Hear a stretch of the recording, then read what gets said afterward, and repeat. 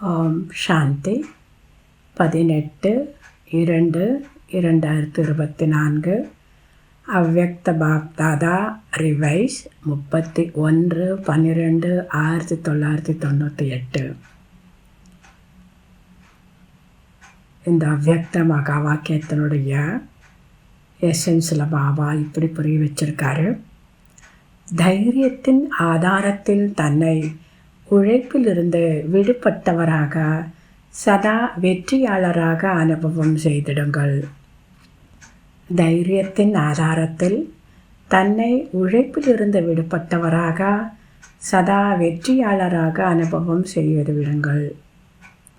இன்று புதிய யுகத்தின் படைப்பாளர் பாப்தாதா தன்னுடைய மிகவும் அன்பான சதா சகயோகியான மற்றும் மிகவும் நெருக்கமான குழந்தைகளுக்கு புது யுகம், புது வாழ்க்கை மற்றும் புது வருடத்திற்கான வாழ்த்துக்களை கொடுப்பதற்காக வந்திருக்கின்றார்கள்.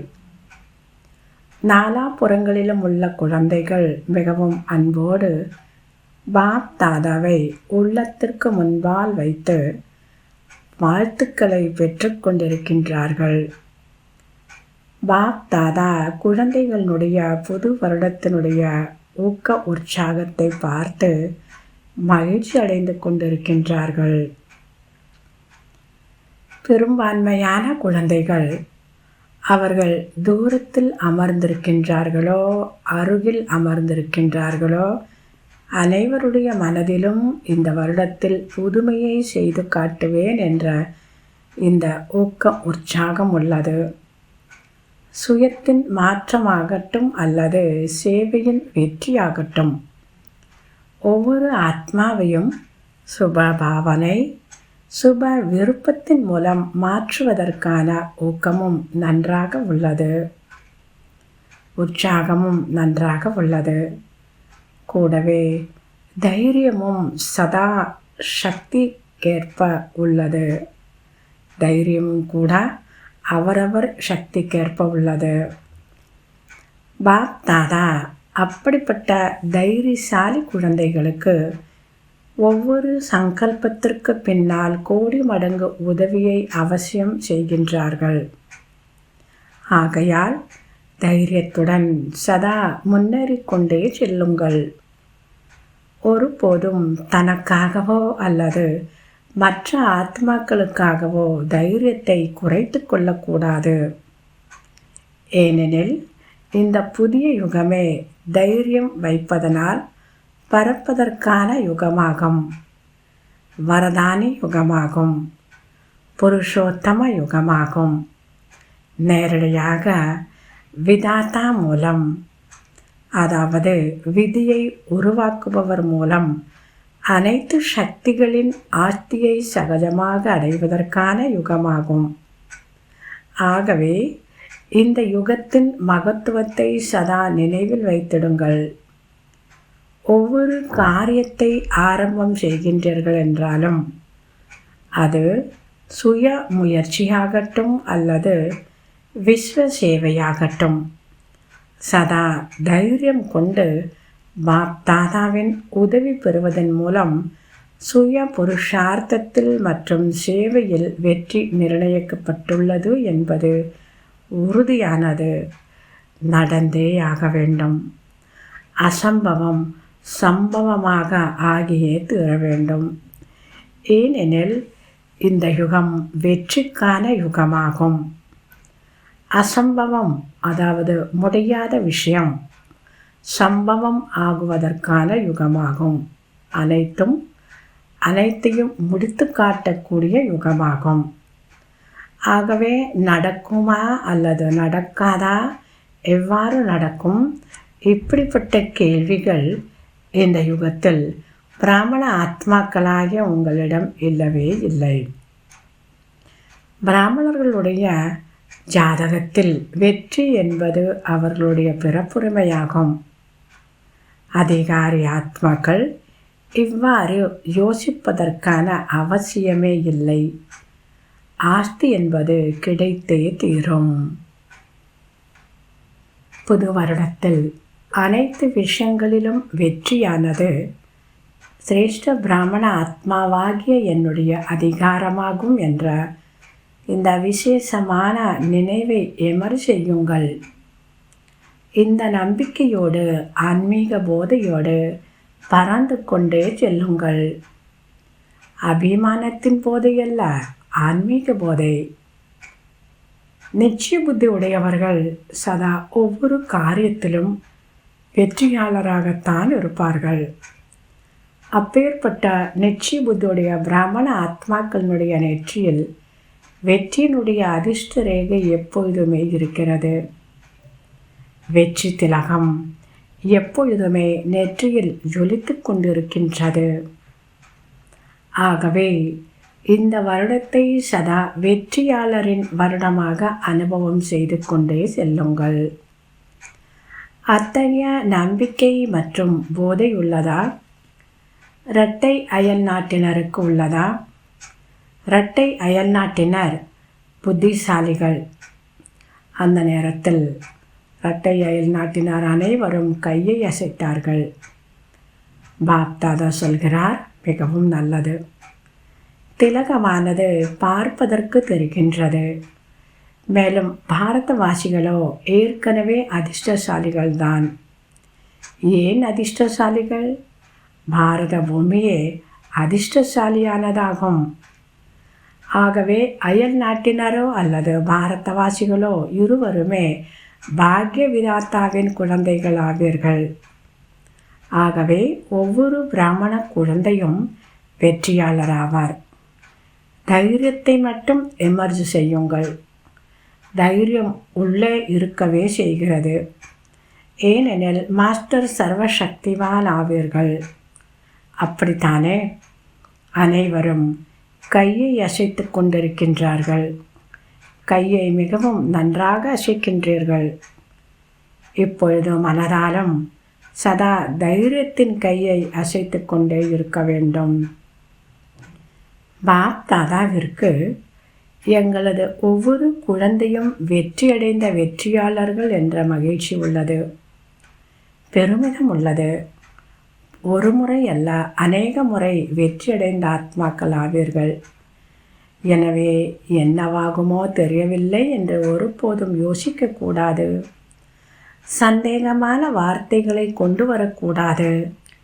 வெற்றி உள்ளது மற்றும் சதா இருக்கும். அனைவரும் உறுதியாக இருக்கின்றீர்களா? மிகவும் நல்லது. இப்பொழுது அங்கே சென்ற பிறகு பலவீனமான செய்தியை எழுதக்கூடாது. அதாவது தாதிகளே, பாபா மாயா வந்துவிட்டது, இவ்வாறு எழுதக்கூடாது. மாயாஜீத், நாம் ஆகவில்லை என்றால் வேறு யார் ஆவார்கள் என்ற இந்த ஆன்மீக போதையை எமர் செய்யுங்கள். வெவ்வேறு காரியங்களில் மனம் மற்றும் புத்தி பிஸியாகி விடுகிறது. அப்படித்தானே? ஆதலால் போதை அமைந்து விடுகிறது, மறைஞ்சாகி விடுகிறது. ஆனால் கர்மம் செய்து கொண்டிருக்கும் பொழுதே இந்த வெற்றியின் ஆன்மீக போதை உள்ளதா என்பதை இடையிடையில் சோதனை செய்யுங்கள். நம்பிக்கை இருந்தால் போதை என்பது நிச்சயமாக இருக்கும். நம்பிக்கையின் அடையாளம் போதையாகும் மற்றும் போதை உள்ளது என்றால் அவசியம் நம்பிக்கையும் இருக்கும். இரண்டிற்கும் சம்பந்தம் உள்ளது. ஆகவே இப்பொழுது 91 தன்னுடைய போதையை சதா எமர்ஜாக வைத்திருக்க வேண்டும். அப்பொழுது தவறு செய்யாதவராக ஆவீர்கள். தவறும் ஏற்படாது, உழைப்பும் இருக்காது. எப்பொழுது பாப்தாதா குழந்தைகள் உழைப்பதை பார்க்கின்றார்களோ, யுத்தம் செய்வதை பார்க்கின்றார்களோ, அப்பொழுது குழந்தைகளின் உழைப்பு தந்தைக்கு பிடிக்கவில்லை. இதை முன்கூட்டியே பாப்தாதா கூறியிருக்கின்றார். குழந்தைகள் உழைப்பது, யுத்தம் செய்வது தந்தைக்கு பிடிப்பதில்லை. ஆகவே இந்த புதிய வருடத்தை எவ்வாறு கொண்டாடப் போகின்றீர்கள்? முக்தி வருடத்தை கொண்டாடிவிட்டீர்கள். எதிர்மறையானதை, வீணானதை சமாப்தி செய்துவிட்டீர்கள் என்றால் இந்த வருடம் தானாகவே உழைப்பிலிருந்து விடுபட்ட வருடமாக ஆகிவிடும். அனைவரும் போதையில் இருப்பவர்கள், உழைக்கக்கூடியவர்கள் அல்ல. போதை நன்றாக இருக்கிறதா அல்லது உழைப்பு நன்றாக இருக்கிறதா? இப்படி பாபா குழந்தைகளுக்கு தைரியத்தை கொடுத்து கொண்டு இருக்கிறார். இந்த புதிய வருடத்தில் புதிய ஊக்கத்தையும் மிகவும் நல்ல நல்ல வார்த்தைகளில் வெளிநாட்டு குழந்தைகள், உள்நாட்டு குழந்தைகள் எழுதியிருக்கின்றார்கள். பார்த்தாதா அப்படிப்பட்ட குழந்தைகளுக்கு இதே தைரியத்தில், நம்பிக்கையில், போதையில் அமரராகுக என்ற வரதானத்தை கொடுக்கின்றார். அமரராக இருப்பீர்கள் அல்லவா? இரட்டை அயல்நாட்டினர் அமரராக இருப்பீர்களா? பாரதவாசிகளும் இருப்பீர்கள் அல்லவா? பாரதமோ அதாவது நம்பர் வாங்கியே ஆக வேண்டும், ரேங்க் வாங்கியே ஆக வேண்டும். புதிய வருடத்தில் என்ன கொண்டாடுகின்றார்கள்? ஒன்று, பரிசு கொடுக்கின்றார்கள் மற்றும் இரண்டாவது வாழ்த்துக்கள் கொடுக்கின்றார்கள். இனிப்பு நன்றாக சாப்பிடுகின்றார்கள், சாப்பிடவும் கொடுக்கின்றார்கள். அதிகமாக ஆடவும் பாடவும் செய்கின்றார்கள். நீங்கள் இரவு 12 மணிக்கு பிறகு ஒரு நாள் மட்டும் புதிய வருடத்தை கொண்டாடக்கூடாது. ஆனால் பிராமண குழந்தைகளுக்கு இந்த புதிய யுகத்தில் ஒவ்வொரு நொடியும் புதியதாகும், ஒவ்வொரு சுவாசமும் புதியதாகும், ஒவ்வொரு எண்ணமும் புதியதாகும். ஆகவே சதா முழு வருடமும் ஒரு நாள் அல்ல, ஒரு வாரம் அல்ல, ஒரு மாதம் அல்ல, 4 மாதங்கள் அல்ல, 8 மாதங்கள் அல்ல, 12 மாதங்களும் சதா ஒருவருக்கொருவர் தில்குஷ் மிட்டாய் கொடுத்து கொண்டே இருக்க வேண்டும். கொடுப்பீர்கள் தானே? தில்குஷ் மிட்டாயை பங்கிட்டு கொடுக்க தெரிகிறதா? அனைவரும் புத்திசாலிகள், எனவே தில்குஷ் மிட்டாயை பங்கிட்டு கொடுக்க வேண்டும். யாராவது உங்களுடைய தில்குஷ் மிட்டாயை, உள்ளத்திற்கு மகிழ்ச்சி ஏற்படுத்தக்கூடிய மிட்டாயை, தனது சுபாவத்தின் காரணத்தினால், சமஸ்காரத்தின் காரணத்தினால், பிரச்சனையின் காரணத்தினால் ஒருவேளை ஸ்வீகாரம் செய்யவில்லை என்றால் நீங்கள் மனமுடைந்து போகக்கூடாது. நீங்கள் கொடுத்து விட்டீர்கள். கட்டளைப்படி நடந்ததற்கான உங்களுடைய சார்ட் பாப் தாதாவிடம் சேமிப்பாகிவிட்டது. நான் தில்குஷ் மிட்டாய் கொடுத்தேன், ஆனால் இவரோ கோபப்பட்டு விட்டார் என்பதை பார்க்கக்கூடாது. பரவாயில்லை, அவர் ரகசியத்தை அறியவில்லை அல்லவா? ஆகையினால்தான் கோபப்பட்டு விட்டார். ராஜை அறியவில்லை, அதனால் அவருக்கு நாராஜ் வந்துவிட்டது. நீங்கள் ரகசியத்தை அறிந்திருக்கிறீர்கள் அல்லவா?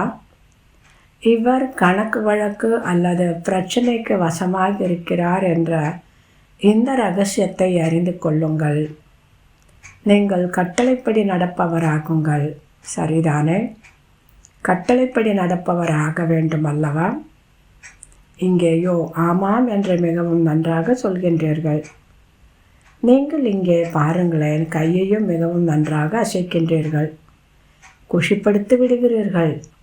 தலையையும் அசைக்கின்றீர்கள், கையையும் அசைக்கின்றீர்கள்.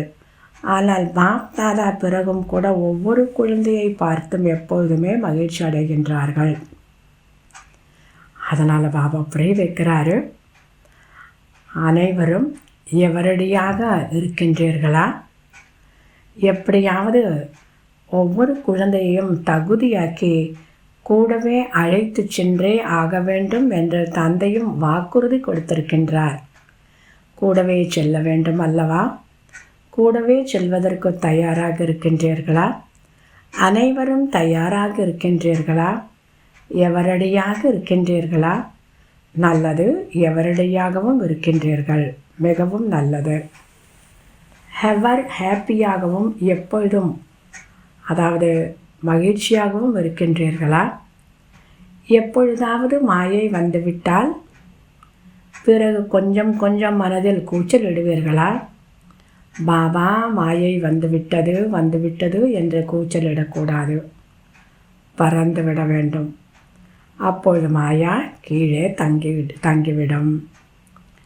சுப பாவனை மற்றும் சுப விருப்பத்தின் பரிசு. இவர் என்னுடைய தேடி கண்டெடுக்கப்பட்ட சகோதரர் அல்லது சகோதரி என்ற சுப விருப்பம் கொள்ளுங்கள். பாபா சொல்கிறாரு, சுப பாவனை மற்றும் சுப விருப்பத்தினுடைய பரிசு. இவர் என்னுடைய தேடி கண்டெடுக்கப்பட்ட சகோதரர் அல்லது சகோதரி என்ற சுப விருப்பம் கொள்ளுங்கள்.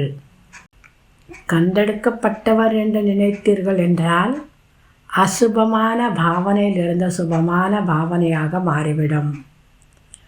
ஆகவே இந்த ஒரு தாரணையும் மிகவும் முக்கியமானது. நேர்மறையான ரூபமாக மாற்றம் செய்ய முடியாதா என்ன? எதிர்மறையானதாகவே தாரணை செய்வீர்களா அல்லது எதிர்மறையான விஷயத்தை நேர்மறையானதாக மாற்றம் செய்து நீங்கள் ஒவ்வொருவருக்கும் சுப பாவனை சுப விருப்பத்தினுடைய பரிசை கொடுப்பீர்களா? சுப பாவனையினுடைய ஸ்டாக்கை எப்பொழுதும் சேமித்து வைத்திடுங்கள். நீங்கள் கொடுத்து விடுங்கள், மாற்றம் செய்து விடுங்கள்.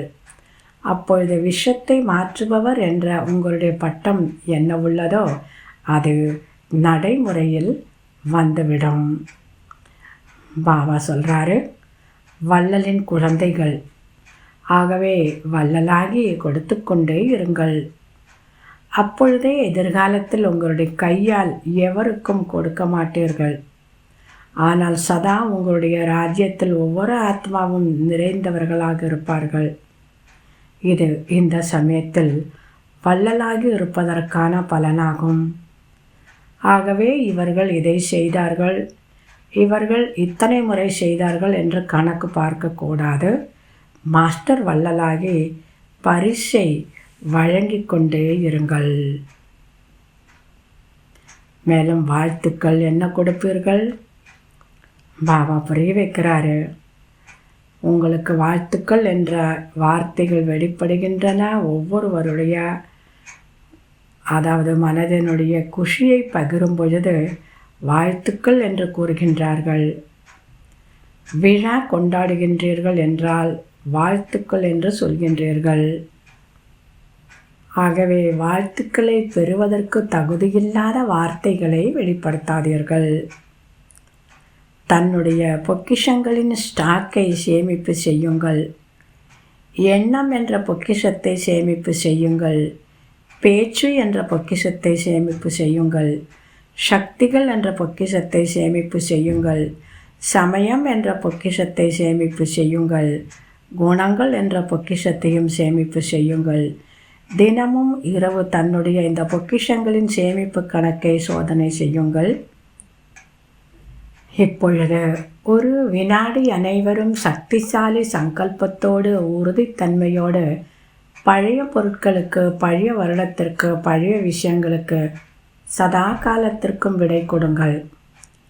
ஒரு வினாடி அனைவரும் உறுதித்தன்மையே வெற்றியாகும் என்ற இந்த உறுதியான சங்கல்பத்தில் நிலைத்திடுங்கள்.